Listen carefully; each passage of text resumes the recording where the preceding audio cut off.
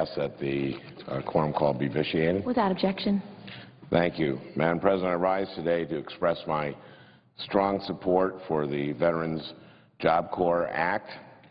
I'm proud to be a co-sponsor of the bill. I'd like to thank Senator Nelson for introducing the bill, and I'd like to thank Senator Murray, Chairman of the Senate Veterans Affairs Committee, for bringing this bill to the Senate and for all that she's done for our nation's veterans. Veterans have done so much for our country, serving courageously in the military, and they have been tested so profoundly and so many times over the last decade. These men and women have done everything for us. We owe them. That means they deserve the best health care and other benefits that they've earned from the Department of Veterans Affairs. And that means a home. Last weekend I was back in Minnesota at a Habitat for Humanity build, doing critical home repairs for a Minnesota Guard veteran, Sergeant Brian Neal, and his family. Brian is a 23-year veteran of the National Guard, part of the Minnesota National Guard unit, the legendary Red Bulls, who had their deployment in Iraq extended so that it was one of the longest, if not the longest, deployment in U.S. history. While Brian was in Iraq, his son was hit by a drunk driver while returning home from his junior ROTC training, and he sustained severe brain injury and is severely disabled. In Iraq, Brian, who mentored younger soldiers, saved the life of one of those soldiers, Brian again being a 23-year vet, mentored these young kids, and they were in a convoy, and he saw one of them get out and collapse. And he recognized the heat stroke and saved his life. Sergeant Neal himself returned from Iraq suffering from very serious physical and psychological wounds that leave his wife, Jane, as a caregiver for both Brian and their son. And I have to tell you, they're just the most wonderful people. It was an amazing experience to help them with home repairs that will make sure that they have the home that meets their needs. But when I talk to veterans in Minnesota these days, the thing I hear most about is jobs, about employment.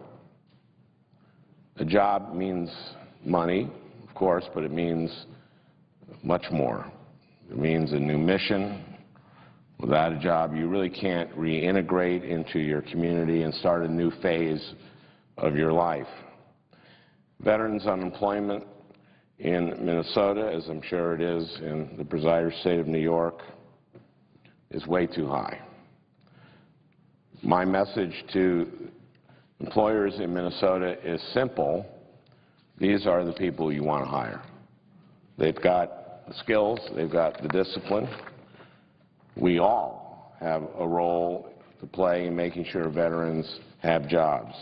Employers in the private sector, state government, colleges and universities, municipalities, and also the federal government. That's how we do it in Minnesota. Let me give you an example. We had several thousand Red Bulls deployed to Kuwait, and the Minnesota National Guard recognized that a large number of them weren't going to have jobs when they come back.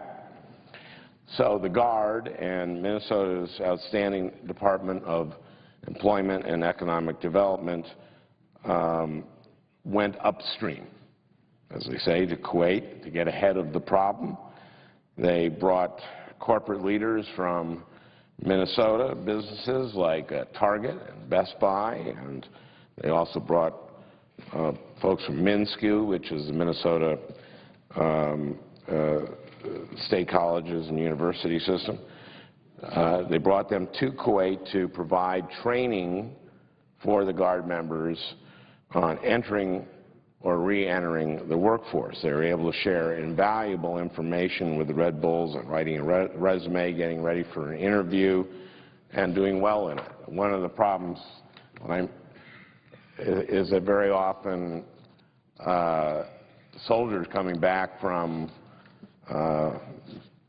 Afghanistan, came back from Iraq, from Kuwait, very often in a job interview will say, we did this, we did that, we did this, we did that. That's how you think in the military. Employers want to know what you, yourself, individually did. So that it was simply, you know, the employment guys from Target going, no, just say I, you know, little tips like that. And it's been very helpful. So we all have a role to play. At the federal level last year, we passed the Vow to Hire Heroes Act that expanded and created new tax credits for businesses that hire veterans. And I've been spreading the word in Minnesota. I know the presiding officer has been spreading the word in New York. So our businesses know that for every unemployed veteran they hire, they can get a tax credit up to $9,600. That's $9,600 for hiring a veteran who has a service-related disability, and it ratchets down a little bit, but this is a good incentive for businesses to be hiring our veterans. The legislation we're considering today, the Veterans Job Corps Act, is the next step that we can and that we should take at the federal level. The bill creates a Veterans Job Corps through the Department of Veterans Affairs in cooperation with other departments, where thousands of veterans will be able to work on conservation and resource management in our nation's public lands. Now, under this bill, veterans will have the opportunity to restore and protect parks and forests and other public lands, whether they be national, state, or tribal. Veterans will be hired to maintain the infrastructure and facilities on these public lands. The bill will also provide funding for veterans to become firefighters and law enforcement officers. Excuse me. It will also provide licensing and certification for certain skills that veterans had when they were deployed, emergency medical,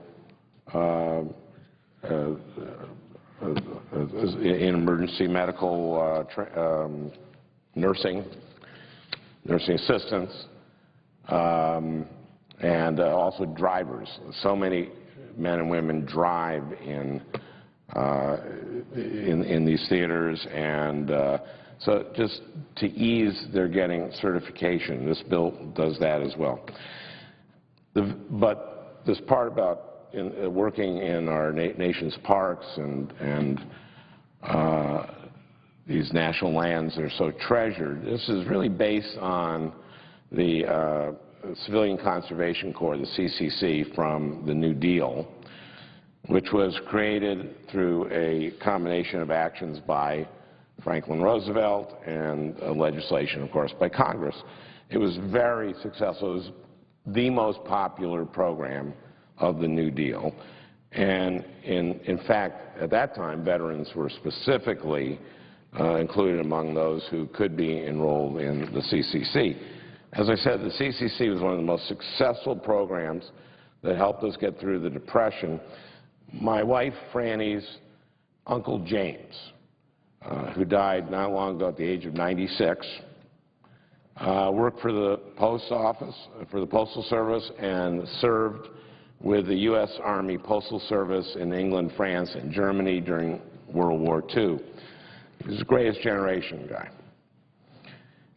But before that, during the Depression, he joined the Civilian Conservation Corps. He was part of the crew that built the road through Evans Notch, a beautiful mountainous area at the border of Maine and New Hampshire. My wife's from Maine. This was one of James' proudest achievements in life.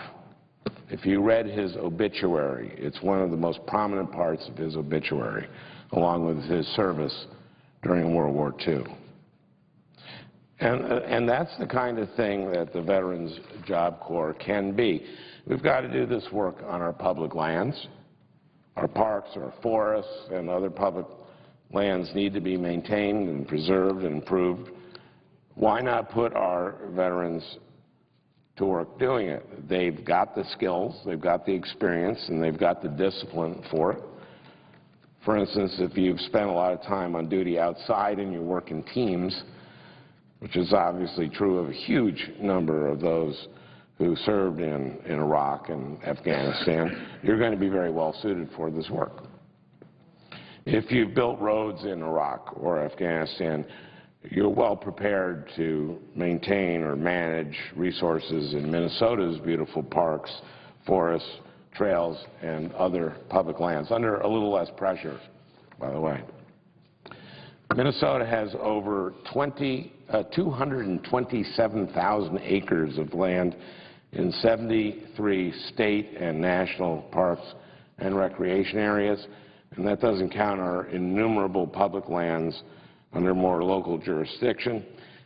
These are some of the most beautiful places in the country: the Boundary Waters Canoe Area, Voyageurs National Park, Superior and Chippewa National Forests, or the trails along the Mississippi and the St. Croix rivers, just to name a few. These need to be protected, maintained, and improved and restored. This is important work, and it is dignified work. If you're making sure it's in your obituary 60 years later, 70 years later, you know that it is very important, dignified work. And what better way to preserve the beauty of these places than having veterans do it, our heroes do it. The bill also incorporates a number of other veterans' job provisions from other bills sponsored by my colleagues from both sides of the aisle. And the one I started to mention before is the certification and licensure requirements, becoming a nursing assistant or an emergency medical technician. I knew I was looking for a word. It was technician. And for getting a commercial driver's license. And this is also an issue that my colleague, my senior senator from Minnesota, Senator Klobuchar, has spent a lot of time working on. The provision in this bill, authored by Senator Pryor, tells states that they have to take military training into consideration in issuing licenses for those jobs if they want to continue getting federal funds for some important veteran employment programs that states administer. This will provide an additional incentive for states to make sure that service members' highly relevant training and experience in these fields can be translated into civilian qualifications, eliminating the need for duplicative training and opening the door to many more jobs for highly trained veterans. I can tell you, I 7 USO tours, our men and women in the military are magnificent, and they are highly trained, and man are they disciplined, and man are they great, and they deserve this. The Veterans Job Corps is a great idea for employing our veterans, our nation's veterans, doing the important work of preserving, protecting, and improving our nation's public lands and serving as first responders, again, police and firefighters. It is my strong hope that we will be able to bring debate on this bill to a close, pass it, and have it enacted into law. Our nation's veterans deserve nothing less. And, Madam President, I would suggest the absence of a quorum. Clerk will call the roll. Mr. Akaka.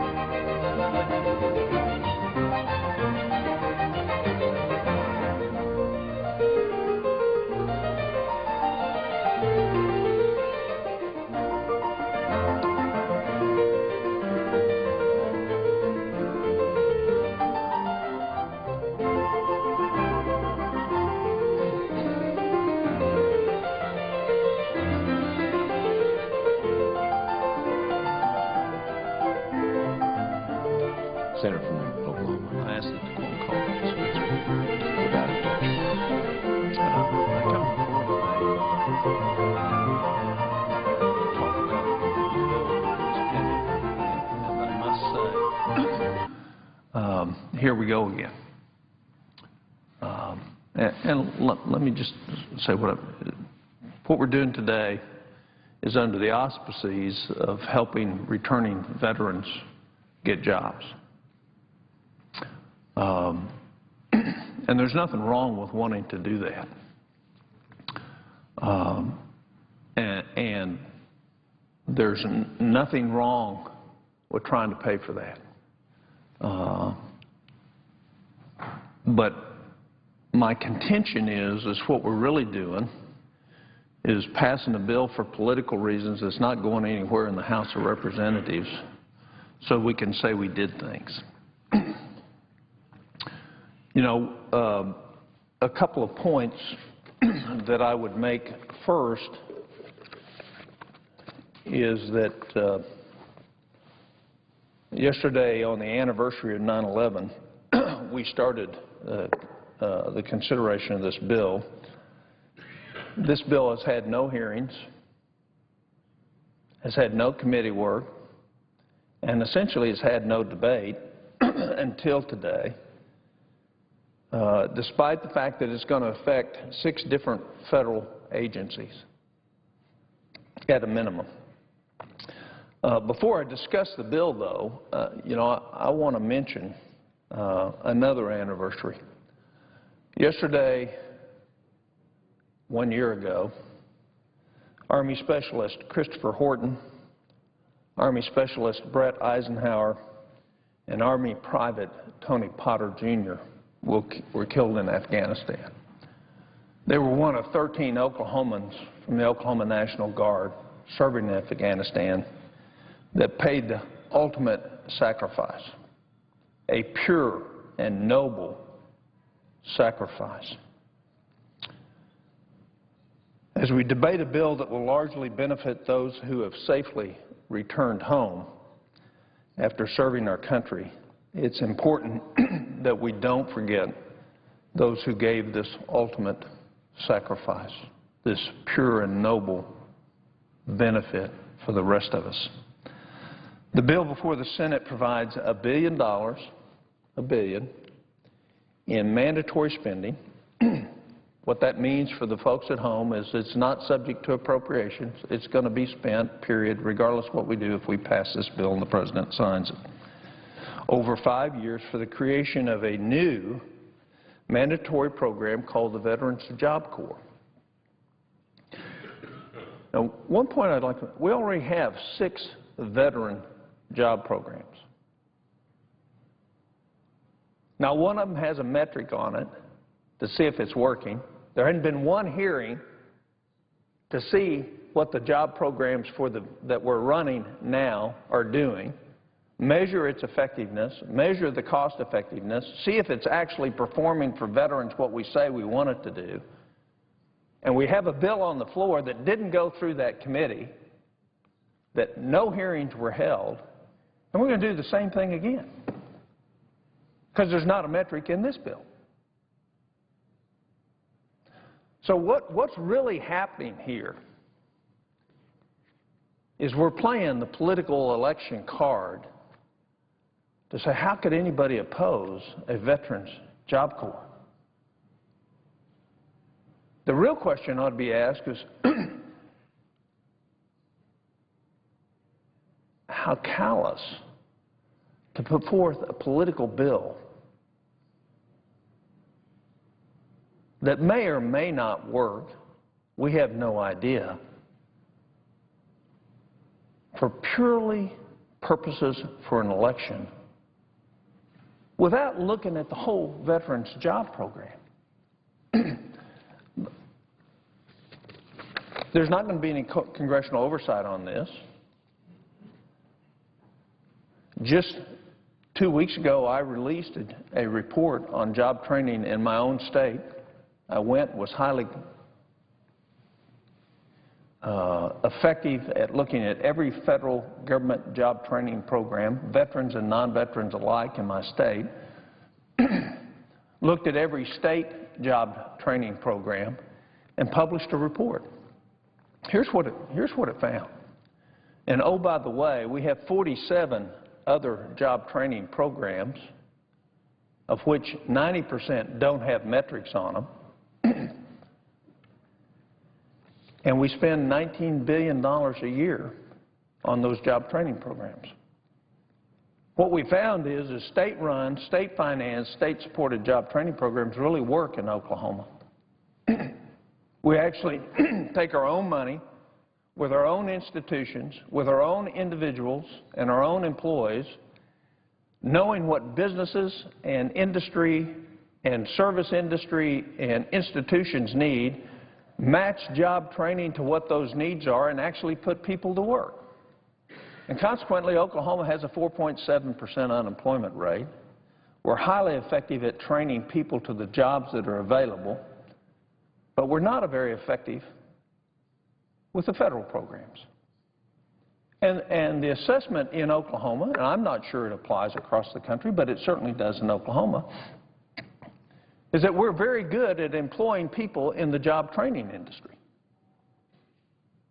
but not very good with federal dollars when it comes to training people a life skill to keep them employed. This legislation is going to provide $1 billion for the federal government to hire veterans on a temporary basis.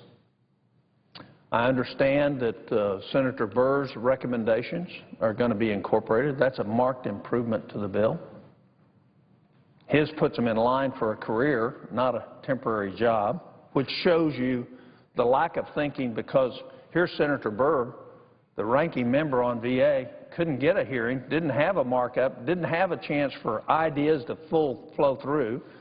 I'm not certain we're going to have amendments. I have 4 I'd love to offer to the bill that are better pay-fors, that will actually improve the bill. I'm not sure we're going to do that either. So we don't have a hearing. We don't have a markup. We come to the floor. We're not going to have amendments. What's this really all about? Is this about veterans or is this about politicians? I suspect it's about politicians. I suspect it's about elections and not veterans.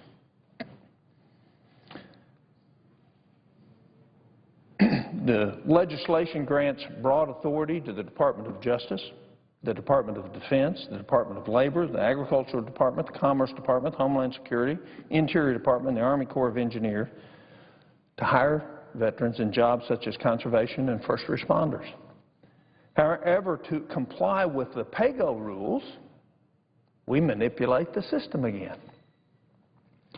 We include revenue increases equal to the cost of the bill.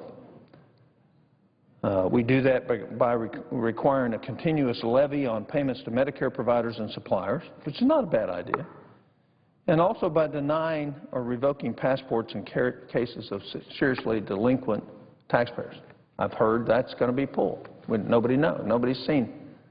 That's why we have committees, so we don't have to play with things before we have a base bill that we know what we can do on.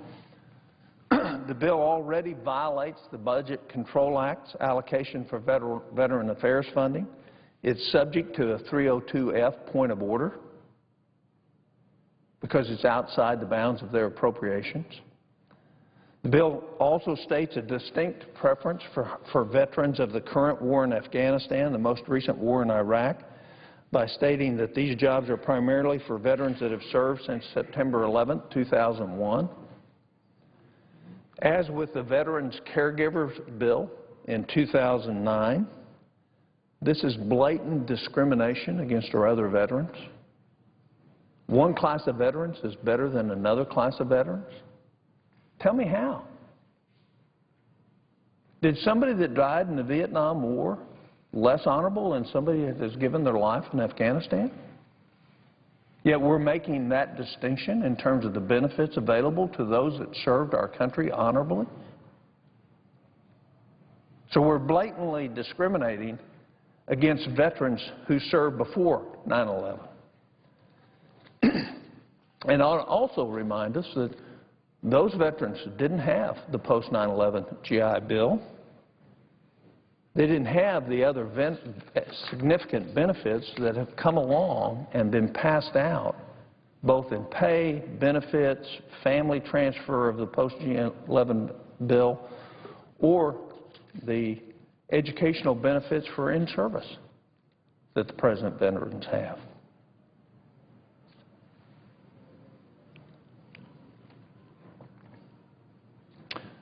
The other thing that I would remind my colleagues is there right now is a preference in every branch of the federal government for hiring veterans. It's already the law. Since 1944, the federal government has stated that veterans with honorable or general discharges are preferred in hiring from competitive positions and may also be hired without competition in many cases. In other words, they get an absolute preference. Disabled veterans get even a higher preference over non-disabled veterans. Veterans also have priority in retention in terms of government downsizing. If you were a veteran, you don't get downsized. If you're not a veteran, you will. Senator Beer's bill, which appears that the majority will take and add to their bill rather than replace their bill, will direct the Office of Personnel Management to require that each of the 10,000 job vacancies that are presently in the federal government today should be filled by veterans. This would actually provide a real career path for veterans, not a temporary make-work job slot that will go away as soon as the $1 billion runs out. According to a 2011 GAO report, there's the 6 job training programs that I outlined. Let me tell you what they are that are already working for veterans, that are already on the books. They're not working, but they're on the books, and we're spending money at it. We have no metrics to know whether they're working or not, and we have no oversight hearings to know whether they're working or not, because none's ever been held. Labor Department Disabled Veterans Outreach Program does job readiness, skills training, retention training, employment counseling. The Labor Department Homeless Veterans Reintegration Project does everything that the first one I mentioned does. The Labor Department Veterans Employment Representative Program, which does exactly the same thing as the first two. The Labor Department Transition Assistance Program, which does job search and job readiness training. The Labor Department Veterans Affairs Workforce Investment, which again does all the same tasks as the first two that I mentioned. The Veterans Affairs Rehabilitation for Disabled Veteran Program, which does nearly everything in the area from job training, from employment counseling to job referrals to on-the-job training to basic adult literacy.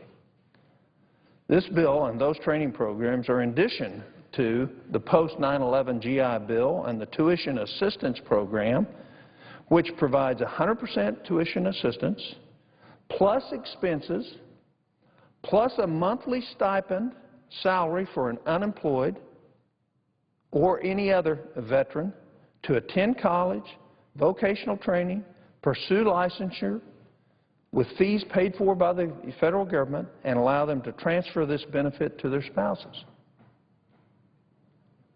Well, the question I'd have, with that benefit, and we're doing another one now for political purposes, not because we really care about veterans, why isn't this one working? We're going to spend billions on the post-9/11 GI Bill. We're going to pay them at the rate of a non-commissioned officer all the time they're going to college. Why isn't that working? Where's the oversight hearing to see what we just did 2 years ago isn't working? Instead, what we do, which the Congress has done under both Democratic and Republican, we're going to throw some more money. We're going to do another one.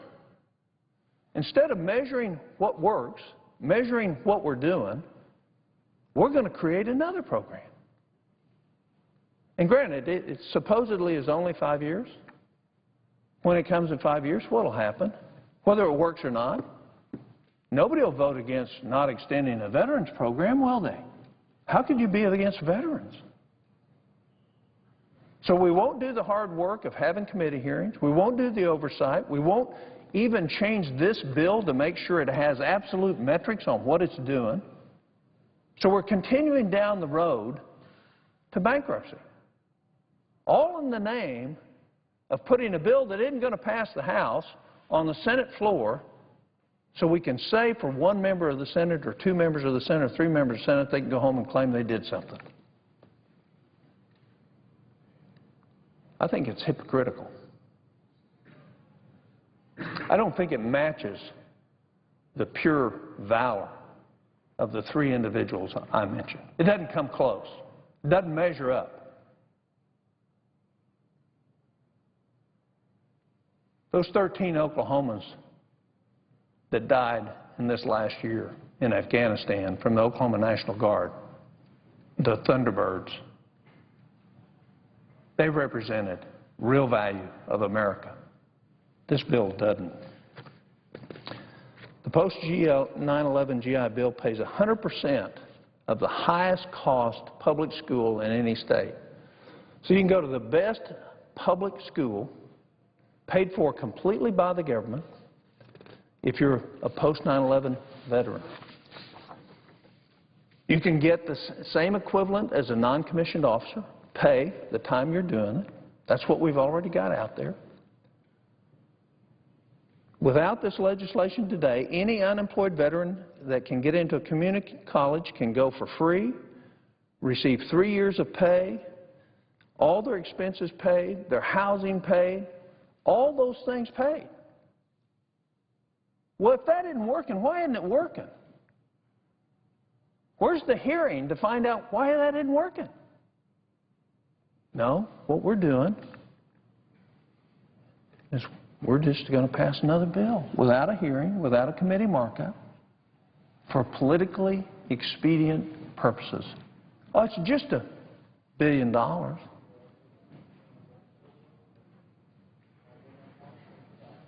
Where's our honor? Where's our valor? Where's our sacrifice? Department of Defense Tuition Assistance Program, another program. While you're in the military, paid for. All you got to do is make a C or better. Online, offline, whatever way you want to go. So now, let me summarize. We have the Tuition Assistance Program. We have the post-9/11 GI Bill. We have the GI Bill. We have 6 separate VA job programs. And we have a bill on the floor to do another one. And nobody's asking the question, what's wrong with what we're doing now? And why aren't we fixing, if what we're doing now isn't working, why aren't we fixing that? Why aren't we going to allow amendments to fix things?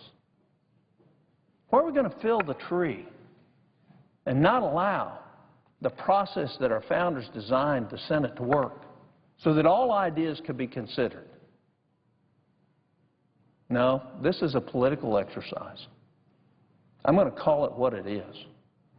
This isn't about veterans. This is about politicians.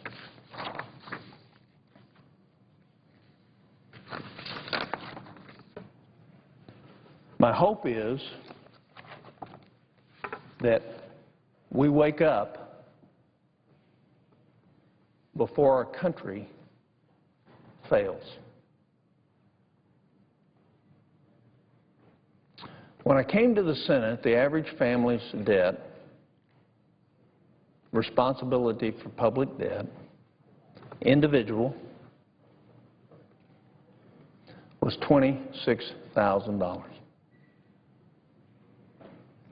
It's now $51,400 and some odd dollars in the 8 years I've been here. We're playing a game. We're thinking short term. We're worried about political careers and elections, but we're not worried about the country. And this is about the greatest example of the incompetence of the Congress of the United States I've ever seen. I'm for helping veterans.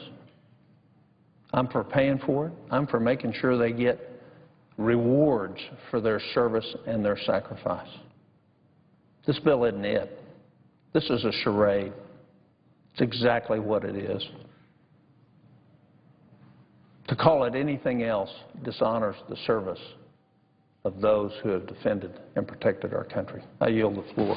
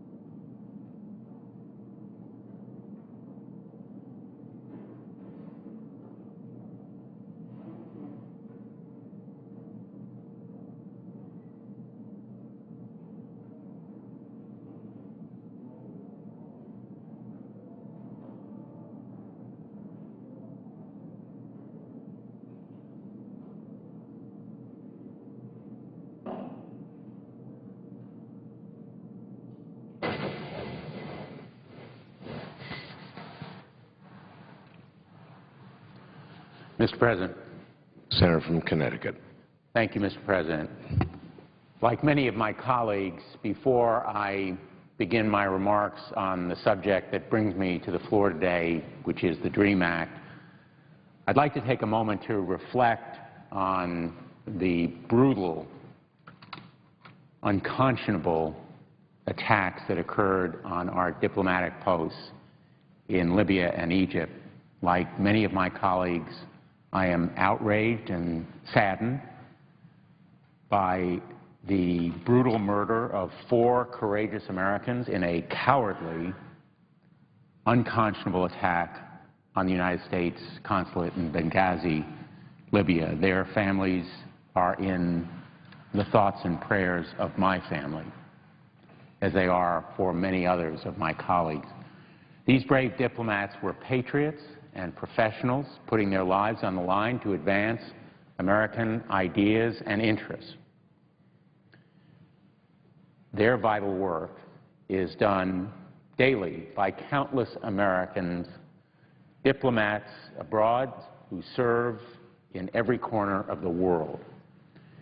In my own visit to Libya last year, with a number of my colleagues, including Senators McCain and Senator Graham, I saw the vital work and the accomplishments of such brave Americans on the ground in great peril and severe danger. I also saw their sense of satisfaction and patriotism in the work that they are doing. And I add my voice to my colleagues in asking for more support for security, enhanced safeguards and protection for our diplomats in these kinds of situations. They go about their work with understated perseverance and determination, as well as constant courage in the face of often chaotic and unpredictable dangers. The cowardly attacks on these patriots should not deter the people of Libya from moving forward. Neither should it deter us from working together with others abroad who have a common interest in tolerance, freedom of speech, and democracy. I'd like to commend President Obama and Secretary Clinton for their immediate response to this situation, their words of encouragement, and wish Godspeed to the Marine Corps Fleet Anti-Terrorism Security Team now en route to Libya.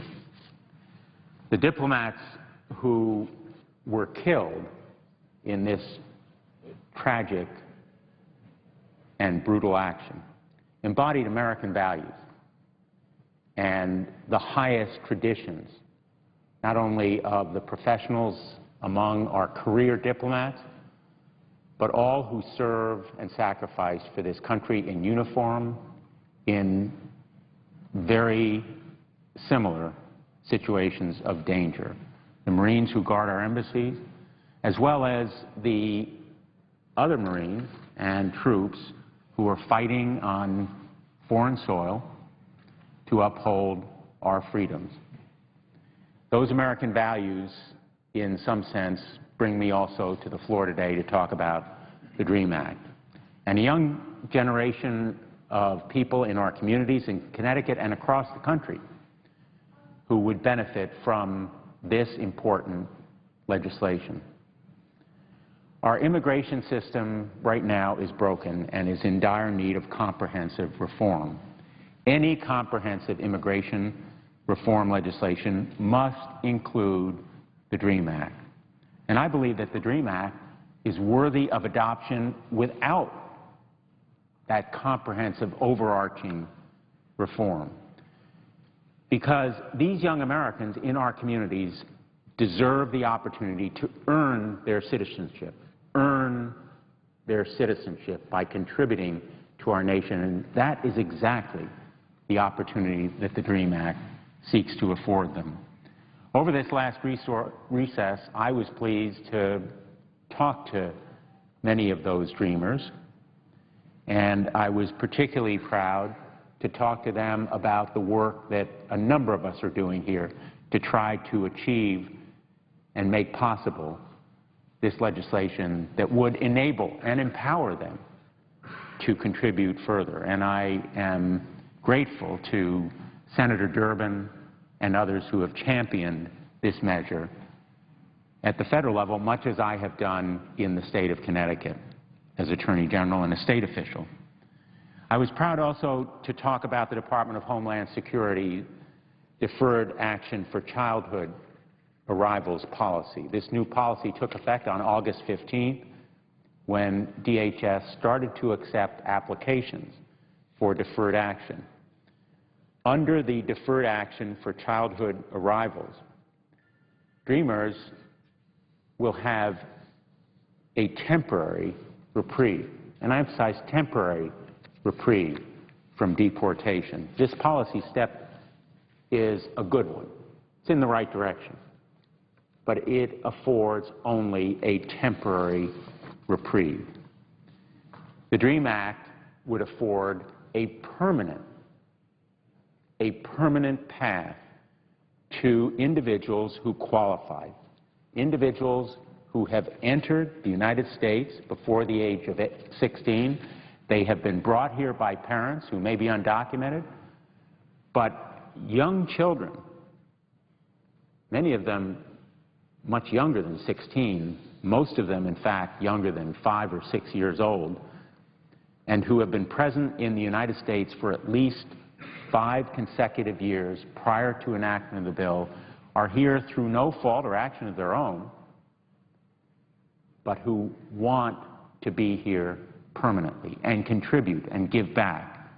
And they must have graduated from a United States high school or have obtained a GED or have been accepted into an institution of higher education.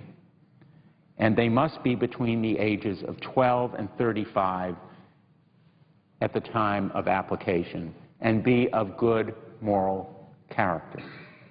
These requirements establish a path for people who want to contribute, have come here through no fault of their own, know the United States as really the only country where they've ever lived, usually speak no other language. Their life and their friends and their future are here. I want to talk, as I hope to do literally every week that I'm able, about an individual who embodies the DREAM Act. Her name is Zuhdi Molina. Her full name actually is Zulema Molina. but she goes by Zuli. And she's a proud member of our Connecticut community, one of 11 to 20,000 young people, 11 to 20,000 young people living in Connecticut who would benefit from the DREAM Act. Zuli is here with us today through her picture, and I want to talk about her life, which has been full of hardships and challenges, but also her future. She was born in Mexico and brought to America when she was 6 years old. Her family settled in Connecticut, in fact, in New Britain. And she had to learn English, which wasn't easy for her. In fact, she was taunted and bullied because of her language skills. But she was up for the challenge. She learned English. She speaks it absolutely fluently. She decided to go to the library and translate books on her own so that she would have a command of English. She went through the New Britain public schools and graduated from New Britain High School in 2008, but at that point, there were additional challenges. Zuli wanted to stay in Connecticut and perhaps attend 2 years of community college before going to a 4-year institution. But she wasn't eligible at that point for in-state tuition. And the option of staying in Connecticut was simply too expensive. What did she do?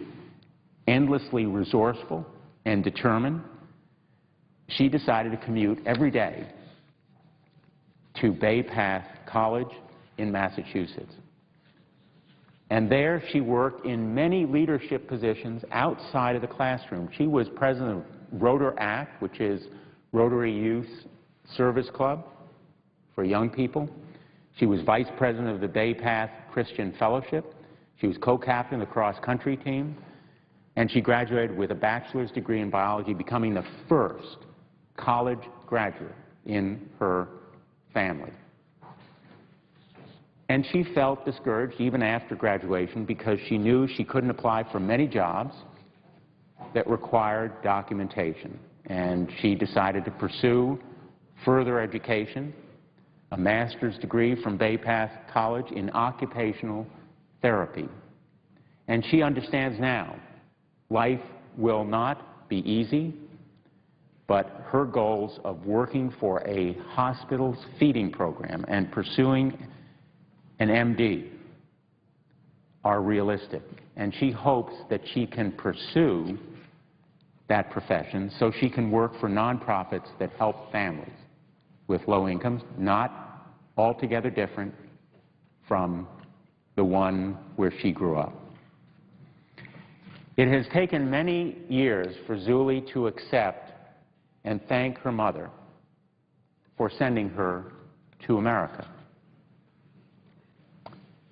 And she would be upset, more than upset, if the land of her life, the land that she loves, America, refuses to give her the opportunity to stay here. She has that opportunity temporarily with the Deferred Action for Childhood Arrivals program. It's an administrative program. It could be ended with a new administration. It could be ended by any administration virtually overnight. She's applied for deferred action, and she's undergoing the process, but she deserves more than a temporary reprieve, and that is why I stand here urging my colleagues to enable Zuli to come out of the shadows, to seek a career that will enable her to contribute mightily and monumentally to all of us as a doctor, and to raise a family of her own here as proud United States citizens. To these young people who identify as Americans and who were brought to this nation at young ages, as children or infants, and who are here through no fault of their own, I urge my colleagues to offer one of the greatest gifts, one of the greatest privileges that anyone can have, which is United States citizenship. so that we can say to the dreamers, on some day soon, my fellow Americans. Thank you, Mr. President, and I yield the floor. I note the absence of a quorum. Clerk, call the roll. Mr. Akaka.